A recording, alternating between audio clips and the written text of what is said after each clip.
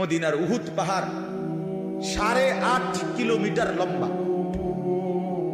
এত বড় পাহাড়, এত দূরত্ব, এত উঁচা যে মসজিদে নববীর এখান থেকে বারান্দা থেকে সেহান থেকে দাঁড়াইলেই কি দেখা যায়?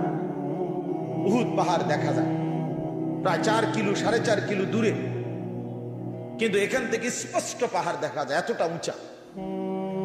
তাহলে এত উঁচু এত লম্বা পাহাড় স্বর্ণ বানিয়ে দিলে আল্লাহ নবী সাল্লাল্লাহু আলাইহি ওয়াসাল্লাম বলেন সে আরো একটা চাই। এরপরে নবী বলেন, শোনো বনি আদম, লান ইয়ামলা ফাহু ইল্লা তুআব। হায়, এই সাহাবীকে ডাক দিয়া বলছে, উবাই ইকরা আলাইয়া কোরআন শরীফ পড়ো, শোনাও। তিনি বলেন, আমি শোনাবো আপনাকে? আমরাই তো শুনি আপনার, আপনার সামনে আমি কোরআন পড়বো, এই সাহস তো আমার নাই। আল্লাহ নবী সাল্লাল্লাহু আলাইহি ওয়াসাল্লাম বললেন, আল্লাহ তাআলা তোমার নাম বলে আমাকে আদেশ করেছেন তোমার জবানে কোরআন। মদিনার উহুদ পাহাড় 8.5 কিলোমিটার লম্বা।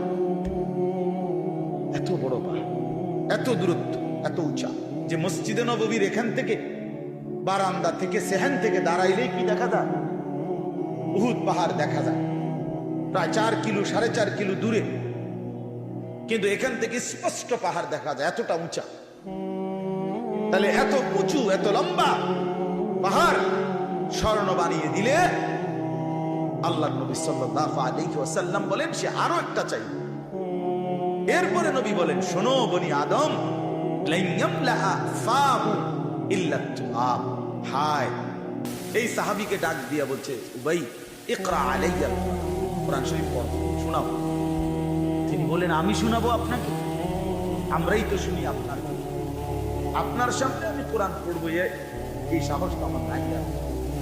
আল্লাহ নবী সাল্লাল্লাহু আলাইহি ওয়াসাল্লাম বললেন, আল্লাহ তাআলা তোমার নাম বলে আমাকে আদেশ করেছেন তোমার জবানে কোরআন